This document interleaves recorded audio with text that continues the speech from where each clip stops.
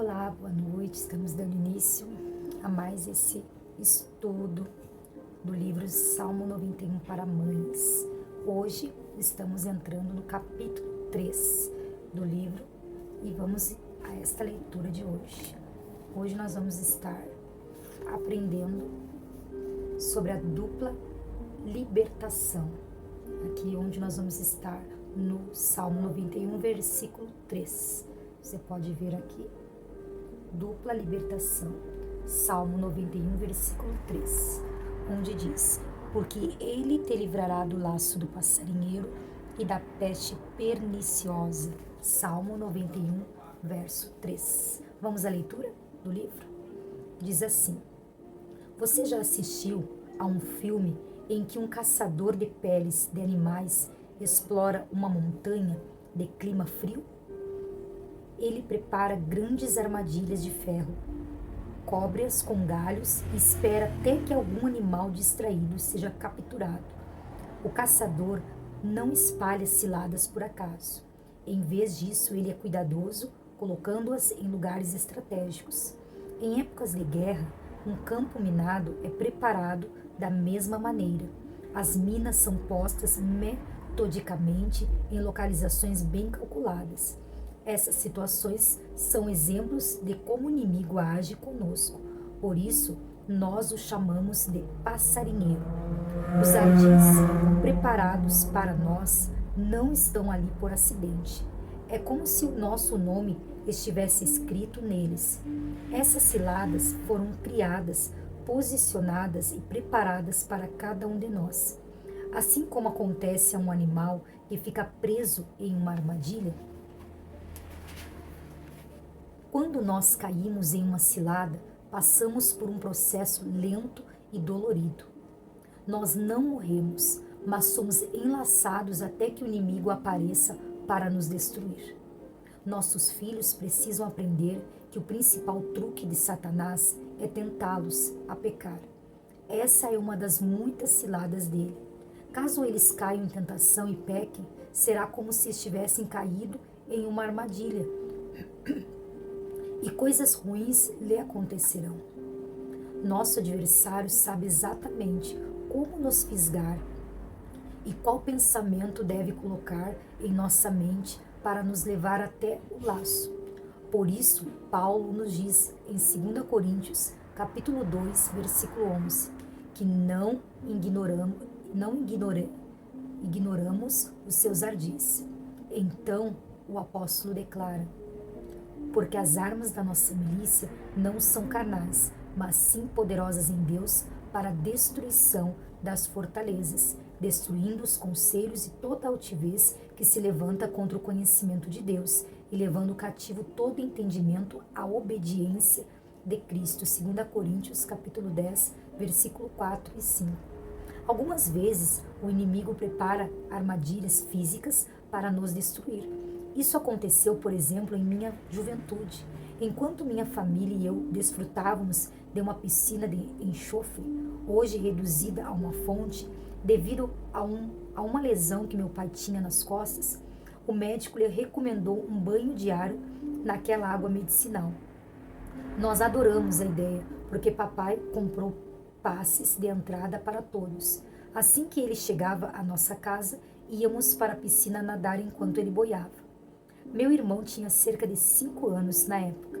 Embora ele tenha se tornado um bom nadador por causa daqueles passeios, minha mãe ainda o fazia usar um colete salva-vidas laranja, grande e volumoso, que nós chamávamos de asas de água.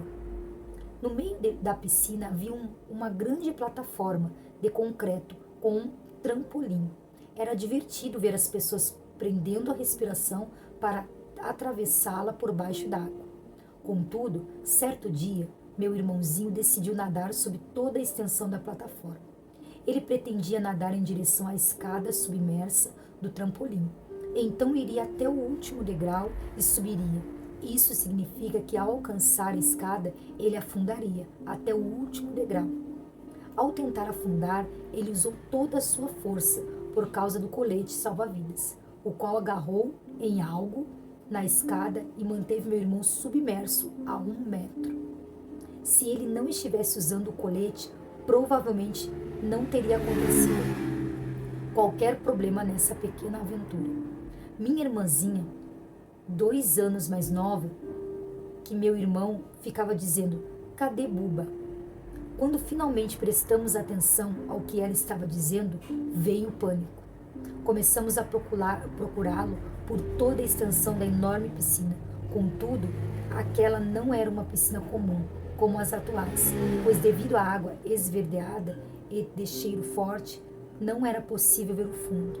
Foi meu pai que conseguiu ver fracamente o colete laranja, submerso naquela água turva de enxofre.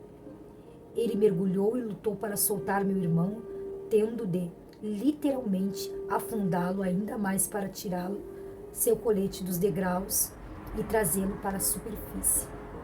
Embora ninguém soubesse com certeza quanto tempo meu irmãozinho ficara debaixo d'água, provavelmente fora muitos minutos. Ele havia aprendido a respiração durante o tempo em que nadou. A extensão da plataforma desceu os degraus e continuou, assim por todo o período em que ficou desaparecido até que meu pai o salvasse. Quando lhe perguntaram se ele estava assustado, sua resposta foi: "Não, eu sabia que papai viria e me livraria daquela armadilha, mas não gostei quando ele me afundou, eu queria sumir." Estou compartilhando essa história porque ela é um perfeito exemplo de como devemos olhar para o nosso Pai Celestial, toda vez que nos sentimos encurralados. Se orarmos e colocarmos a nossa confiança no Senhor, Ele nos resgatará das ciladas preparadas por Satanás. Em meio à situação que não compreendemos, precisamos confiar e não dar lugar ao medo. Foi difícil para um menino de 5 anos entender por que o seu pai teve de afundá-lo, mas essa era a única maneira de tirá-lo daquela armadilha. Nosso Pai Celestial somente fará o melhor para nós. De acordo com a última parte do versículo 3 do Salmo 91, Deus não apenas nos livra do laço do passarinheiro, Satanás, como também da peste perniciosa.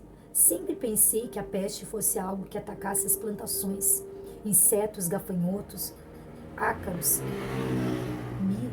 milde ou podridão radicular.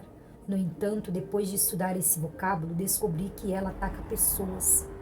Uma peste é qualquer doença mortal ou letal, uma epidemia que atinge as massas. Trata-se de uma enfermidade que se aloja no corpo de uma pessoa com o intuito de destruí-la. Porém, Deus nos afirma que Ele nos livrará das doenças mortais. Olha que interessante. Não é exatamente o que nós estamos vivendo nesse tempo? Com toda essa pandemia, com todas as astutas ciladas do inimigo, tentando muitas vezes ceifar quantas vidas. E aqui, nesse livro, né, que foi escrito há quanto tempo, aqui ela declara que esse entendimento, que Deus nos livrará de todos os males, não importa qual seja ele, Deus é poderoso para nos guardar. O Senhor fez uma promessa preventiva nesse versículo para que você clame por proteção diante das ciladas pelas quais o mal pode destruir sua vida. Treine a si mesmo para resistir à tentação durante a fração de segundo em que ela aparecer. Diga em voz alta: Deus, liberta-me da armadilha do passarinheiro, daquilo que me torna impaciente, da luxúria em meu coração, da pessoa que me ofende, da crítica que sai da minha boca, em uma discussão acalorada e da situação a qual sempre me deixa frustrado. Não conheço muitas pessoas que consideram o Salmo 91 uma boa promessa nas Escrituras para evitar que caiam nas armadilhas dos pecados repetitivos, ou que percebam como afastar o mal e declarar que Deus as libertou. Esse texto nos fala da dupla libertação dessas armadilhas, do laço do passarinheiro e da peste perniciosa. Isso cobre o livramento da tentação e do perigo. Que bem faria se fôssemos preservados do perigo antes de sermos presos em um pecado que iria nos destruir? Por outro lado, de que adiantaria se ficássemos livres de um pecado e depois fôssemos destruídos por uma peste perniciosa? Graças a Deus, esse versículo se refere à nossa libertação de ambos. Uma mãe deve fazer uma oração diária de gratidão ao Senhor, pois seus filhos são libertos tanto do pecado quanto das doenças mortais. Que presente nos foi dado? Lembre-se disso. Se este presente não for usado, haverá consequências fatais. Olha que interessante isso. Como nós precisamos ter esta convicção. Deus nos afirma, né, que Ele nos livrará. Então esse é o nosso salmo, né, do livro de hoje. Deixa eu voltar aqui para nós lermos. Porque Ele te livrará do laço do passarinheiro e da peste perniciosa. Dupla libertação. Deus já nos libertou. Eu lembro que quando eu também, né, quantas pessoas podem relatar sobre essa situação, contraíram o coronavírus, e eu lembro que quando eu peguei o diagnóstico, a gente começa a ter aqueles sintomas que a gente sempre, no começo, acha que é simplesmente uma gripe. Mas aí depois a gente vai começando a perceber que é algo que não é normal. E quando a gente começou a analisar que os sintomas não estavam, né, de acordo com uma gripe normal, e fomos procurar o médico, e quando eu fui fazer o exame, eu tinha uma paz no meu coração, que Deus sabe quanto Ele colocou essa paz dentro do meu coração. E eu conto isso para a glória de Deus. Quando eu peguei o diagnóstico e ali dizia positivo, aquilo não me abalou. Eu tinha certeza que aquilo, o diagnóstico que eu recebi, diante daquilo que Deus colocava no meu coração, aquilo não era nada, que eu ia passar por aquele momento, né, na tranquilidade, na paz. Como o salmista diz, ainda que eu andasse pelo vale da sombra da morte, eu não temeria mal algum. E aqueles dias de isolamento, eu buscava a Deus, eu procurava estar ouvindo a palavra, com o missionário, consagrando a água. Eu tinha uma paz, eu sempre digo para as pessoas, eu tinha uma paz dentro do meu coração, que era uma paz de Deus, que vinha dentro do meu coração, com aquela certeza que Deus estava guardando a mim e a minha família. E passamos pelo período de isolamento, tanto que saímos, e glória a Deus, não teve nenhuma situação pior. Mas como a gente tem que ter certeza diante de um diagnóstico, às vezes aquele diagnóstico quer vir para nos assustar, e agora o que vai ser? Porque quando a gente pegou, até foi um período que muita coisa estava acontecendo e era assustador para muitas pessoas. Tanto que a minha família ficou bem assustada, né, quando soube. Mesmo dizendo, eu tô bem, tá tudo bem, né, porque a gente estava bem, a gente estava passando por aquele momento bem. Mas mesmo assim, por saber que nós estávamos positivados com o vírus, as pessoas ficavam assustadas, né? Quantas pessoas ficavam apavoradas de saber que a gente estava, mas a gente dizia, estamos bem. E glória a Deus. Então, como a gente tem que aprender, Deus nos livra. Precisamos ter essa certeza no nosso coração. Não importa o diagnóstico que você tem enfrentado, Deus pode te livrar. Vou fazer uma oração e eu creio que Deus vai abençoar a tua vida em nome de Jesus. Meu Deus, no nome do Senhor Jesus, quero agradecer ao Senhor por essa palavra. Mais esse versículo, Pai, que o Senhor nos ensina, porque o Senhor nos livrará, meu Deus, da peste perniciosa, Pai. O Senhor nos livrará, meu Deus, do laço do passarinheiro e da peste perniciosa. O Senhor é quem nos livra, Pai. E essa certeza, Pai, vem estar sempre no nosso coração. Não importa, Pai, qual luta se levanta, o Senhor está sempre conosco. E eu te agradeço, Pai, por todos os livramentos, por todas as bênçãos, Pai, que o Senhor já fez na minha vida. Pai, muito obrigado e abençoe essa pessoa que escuta esta mensagem neste momento, no nome de Jesus. Amém e graças a Deus. Amém? Que Deus abençoe e até a próxima leitura do capítulo. Próxima leitura, capítulo 4. Que Deus abençoe em nome de Jesus.